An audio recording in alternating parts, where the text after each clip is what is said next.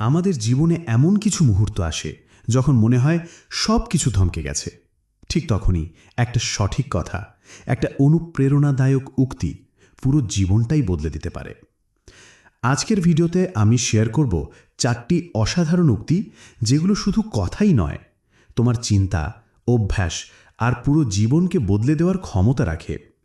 ভিডিওটা শেষ পর্যন্ত দেখো, কারণ প্রতিটা উক্তির পেছনে আমি বলবো কিছু বাস্তব গল্প, কিভাবে এগুলো আমাদের জীবনে কাজ করে।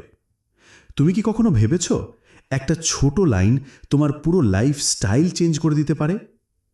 আজকের ভিডিও শেষ হলে তুমি শুধু এই উক্তিগুলো জানবে না, বরং বুঝবে কিভাবে এগুলো তোমার জীবনে প্রয়োগ করতে পারো। চলো শুরু করা যাক। উক্তি 1, তুমি যা ভাবো তুমি তাই। এই কথাটা বলেছিলেন বুদ্ধ। শুনতে সোজা মনে হয়, কিন্তু এর ভেতরে লুকিয়ে আছে পুরো লাইফের ফর্মুলা। তোমার মাইন্ডে যা চলবে তুমি সেটাই তৈরি করবে।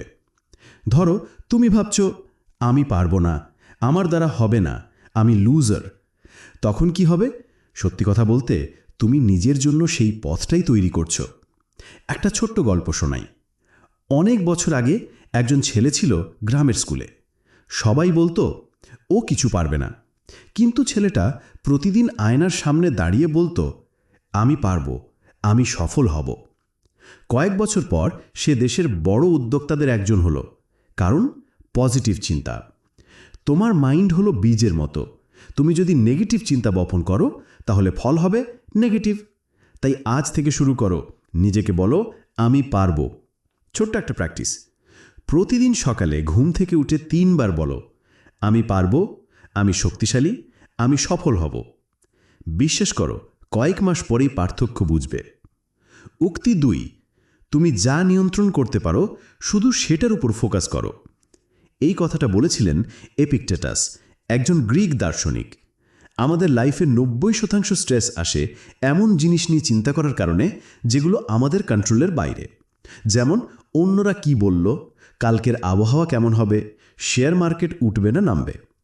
এগুলো তোমার হাতে নেই, তাহলে কেন মাইন্ড নষ্ট করছো? একটা উদাহরণ দিই। ধরো তোমার চাকরি চলে গেছে। তুমি কন্ট্রোল করতে পারো না যে বস তোমাকে কেন রিমুভ করলো, কিন্তু তুমি কন্ট্রোল করতে পারো কি? নতুন স্কিল শিখে নতুন চাকরির জন্য প্রস্তুতি। তুমি যত তাড়াতাড়ি শিখবে এই ফিল্টার ব্যবহার করতে, তোমার লাইফে তত কম স্ট্রেস থাকবে। তাই আজ থেকে একটা এক্সারসাইজ করো। যখনই স্ট্রেস ফিল করবে, লিখে ফেলো, এটা কি আমার কন্ট্রোলে? যদি না হয় ছেড়ে দাও, যদি হয় কাজ করো। উক্তি 3, তুমি যা করো বারবার তুমি তাই হয়ে যাও। এই কথাটা বলেছিলেন অ্যারিস্টটল। অভ্যাসের শক্তি কত বড় আমরা অনেকেই বুঝি না। তুমি যদি প্রতিদিন মোবাইল স্ক্রল করো ঘন্টার পর ঘন্টা, সেটাই হবে তোমার চরিত্র। তুমি যদি প্রতিদিন বই পড়ো 30 মিনিট, সেটাই হবে তোমার পরিচয়। ধরো তুমি গিটার শিখতে চাও। প্রথম দিন বাজাতে পারছো না, দ্বিতীয় দিনও না, কিন্তু 30 দিন ধরে প্রতিদিন 30 মিনিট অনুশীলন করলে কি হবে? 1 মাস পর তুমি বাজাতে পারবে। সিক্রেটটা হলো কনসিস্টেন্সি। তাই একটা হ্যাবিট সেট করো। লিখে ফেলো, আজ থেকে আমি দিনে 15 মিনিট বই পড়ব, বা আমি প্রতিদিন 20 মিনিট এক্সারসাইজ করব। 3 মাস পর যখন আয়নার সামনে দাঁড়াবে, বুঝবে তুমি কতটা বদলে গেছো। উক্তি 4, সময় সীমিত, তাই অন্যের জীবন বাঁচিয়ে নষ্ট করো না। এই কথাটা বলেছিলেন স্টিভ জবস। আমরা অনেক সময় অন্যের মতামত, অন্যের প্রত্যাশা মেটাতে গিয়ে নিজের লাইফটাই মিস করে ফেলি।